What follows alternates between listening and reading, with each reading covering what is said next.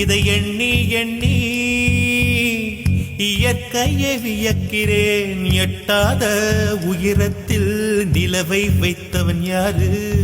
பெண்ணே பெண்ணே,